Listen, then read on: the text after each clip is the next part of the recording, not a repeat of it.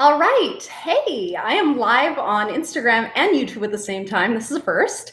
Anyways, so today we are talking about sustainable weight loss. And I have a question for you. Are you tired of diets that don't work? Or at least diets where you follow a program and you are feeling really restricted and you're able to lose weight, but you're not able to keep it off? And I mean, this has been my experience in the past. I have tried every diet that you can think of. I've tried, I was involved with competitive bodybuilding. I've done the bodybuilding diet. I've done the keto diet. I've done the vegan diet, the vegetarian diet. I've done the juice fasts. And, I've done the low fat, high carb diet. And this is the thing with diets. You can't sustain them. And you can't achieve sustainable weight loss unless you're following a program that you can sustain over a long period of time. So what most people are teaching online is not sustainable, right? And anyone can lose weight by following a calorie-restricted diet, okay? Anyone can do that. So I know that a lot of people online are teaching if it fits your macros, right? And what this basically is okay, well, you can just eat whatever you want as long as you are hitting these macro targets, right? And you can lose weight like that. This methodology does work in the short term, but it's not sustainable, right? Unless you want to be tracking what you're eating for the rest of your life, I certainly don't want to do that. You can't sustain it, right? So, and here's the thing also, right? If you're just eating whatever, chances are a lot of what you're eating is actually a big obstacle to achieving sustainable weight loss over the long term. So my strategy is different, right? And my strategy has allowed me to change my weight set point from 155 pounds to between 137 and 150 pounds. 140 pounds, and keep it off all year long, right? So really, we change the focus from restricting calories, and instead we focus on bringing balance back to the body systems, right? And these systems are our GI tract, right? We want to improve the health of our GI tract. Many people are dealing with cycles of chronic inflammation in the body, and it's keeping them heavy. It's keeping them holding water, and it's making it difficult for them to get and stay lean, right? But really by focusing on improving the health of our GI tract, this is step one in achieving sustainable weight loss. Many people actually have imbalances in the healthy and unhealthy bacteria in the gut. And this can cause, number one, massive sugar cravings. And it's difficult to not eat sugar when we're having massive sugar cravings all the time, right? And number two, just creating this chronic inflammation in the body that is really keeping us heavier than we naturally should be in the optimal environment, in a really healthy, balanced body, right? So, okay, yeah, so GI tract, number one. Number two is really just reducing stress. So what are stress factors on the body? Well, infections. Many people have gut infections. Exposure to chemicals. I mean, we are exposed to more environmental chemicals in our air, water, and food supply than we ever have been in history, right? And this is a source of stress. This can back up our detoxification organs, and this can affect our ability to lose weight, right? So that's number two, really optimizing detoxification, reducing chemical stress on our body. Number three is supporting healthy hormone function.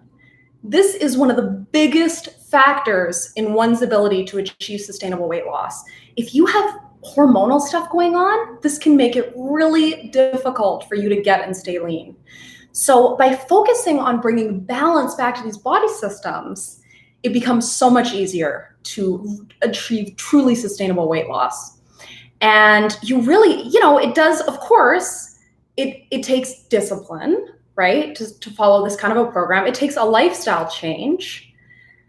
And it just really takes finding alternatives to the foods that maybe you used to really enjoy, that you think are healthy but are not that healthy, and finding alternatives to those things, and then just eating those foods on occasion that are maybe not part of your new lifestyle.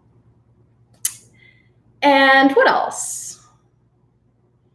Also, following a high satiety diet. We want to follow a diet that is going to keep us full for longer, right? So we want to have lots of healthy fats in our diet. And we want to be consuming at least 100 grams of protein a day. I don't think more than that is necessary. In the bodybuilding world, people are recommending that you have way more than that. But for men and women, as long as your digestion is healthy and you're properly breaking down protein, about 100 grams a day is going to be enough to really, number one, control sugar cravings and allow you to not need to eat as often, right? So protein consumption, really important. We want to make sure that we are consuming antibiotic and hormone-free animal products, right? Because when we buy conventional animal products at the store, these are produced through factory farming, and so they are going to contain antibiotic residue. And when we're consuming antibiotic residue on a daily basis, this is wreaking havoc on our intestinal bacteria, and this can leave us predisposed to an infection, right? And that can seriously compromise our immune system, create chronic inflammation in the body, and really make it difficult for us to achieve sustainable weight loss.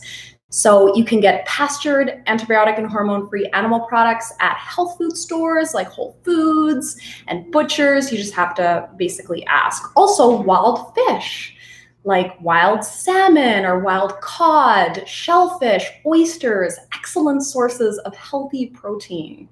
And vegetarian options, great organic protein powders like pea, hemp, and pumpkin are great sources of protein. Also, I really like something that I've been exposed to kind of recently is bone broth protein.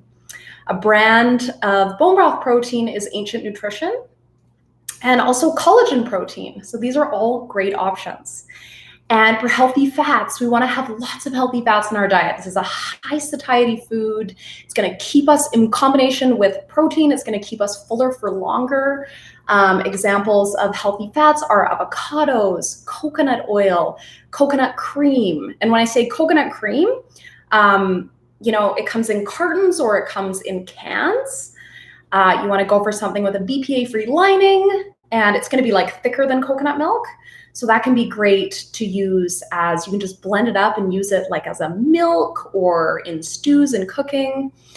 Coconut oil, extra virgin olive oil, soaked nuts and seeds. These are all going to be great healthy fat options. Nut butter, coconut butter.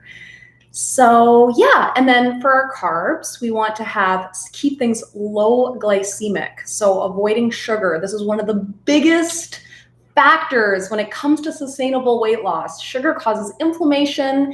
It destabilizes our blood sugar. It causes a spike and crash in our blood sugar levels, and it's just going to make you need to eat more often, right? So when we remove sugar, when we follow a high satiety diet with good amount, 100 grams a day of protein, lots of healthy fats, and then some complex carbohydrates, great sources are sweet potato, squash, berries, right? I like to stay away from the high glycemic fruits.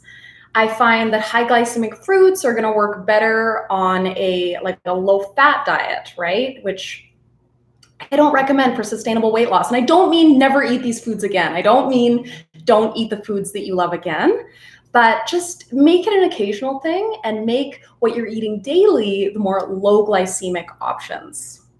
So I hope this was helpful. In this video, we talked about, are you tired of diets that don't work? And my strategy for achieving sustainable weight loss. This is truly the best way to achieve sustainable weight loss, and you will dramatically improve your health along the way, improve your energy, feel amazing. So I hope this was helpful. Thank you so much for watching, and I will see you on the next one. Bye.